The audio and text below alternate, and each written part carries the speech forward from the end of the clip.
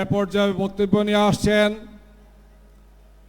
Bangladesh development পার্টির সংগ্রামী সভাপতি বিশিষ্ট আইনজীবী জনাব এ.কে.এম. আনোয়ারুল ইসলাম। জনাব এ.কে.এম. আনোয়ারুল ইসলাম, সভাপতি বাংলাদেশ ডেভেলপমেন্ট পার্টি। বিসমিল্লাহির রহমানির রহিম। আজকের এই মহাসমাবেশের সম্মানিত ডাক্তার শফিকুর রহমান, আমির বাংলাদেশ জামাত ইসলামী,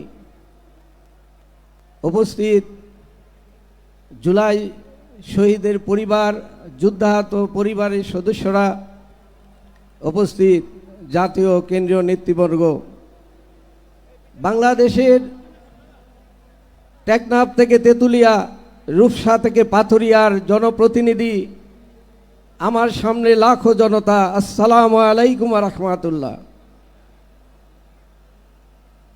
বাংলাদেশ জামাত ইসলামী 7টি দফা জাতিকে নির্দেশনা দেওয়ার জন্য আজকে উল্লেখ করেছে। এই 7টি দফা স্বাধীনতা রক্ষার দফা, এই 7টি দফা ভোটাধিকারের দফা, এই 7টি দফা জুলাইয়ের চেতনার দফা, এই 7টি দফা আত্মনিয়ন্ত্রণাধিকারের দফা, এই 7টি দফা আমাদের স্বাধীনতাকে টিকিয়ে রেখে আগামীর বাংলাদেশ গঠনের দফা। এই 7টি দফা ক্ষমতায় যাওয়ার জন্য না, জনগণকে ক্ষমতায়নের জন্য দফা।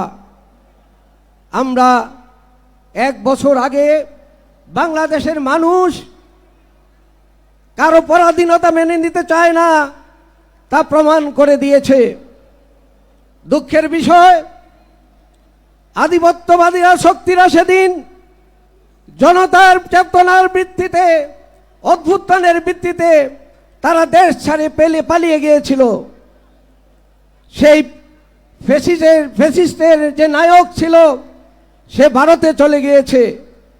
কিন্তু আজ যেসব চেয়ার খালি করে এ দেশ থেকে চলে গিয়েছিল, আমাদের জন্য খুব বিপজ্জনক অগ্নি সংকেত, তারা আবার স্বপদে স্বচেয়ারে ফিরে এসেছে।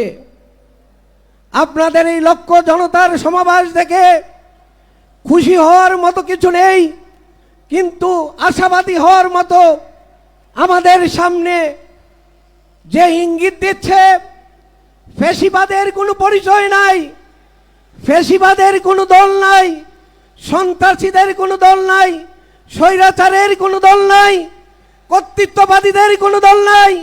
অতীতে একটা দল ফ্যাসিবাদ হিসেবে আপনাদের আন্দোলনের মুখে পলাইয়ে গিয়েছে, আবার ফ্যাসিবাদীরা ঐক্যবদ্ধ হচ্ছে। দুঃখের বিষয়, আধিপত্যবাদের প্রথম অস্ত্র হলো জনতার ভিতরে বিভক্তি তৈরি করা, জনগণকে দুভাগে ভাগ করা। আমরা ইতিমধ্যেই দেখতে পাচ্ছি, যেই স্লোগান দিয়ে, যে কথা দিয়ে বাংলার মানুষকে বিভক্ত করেছিল, গতকাল একটা রাজনৈতিক দল মৌন মিছিলের প্রোগ্রাম দিয়েও সেখানে রাজাকার উৎখাতের বক্তব্য দিয়েছে।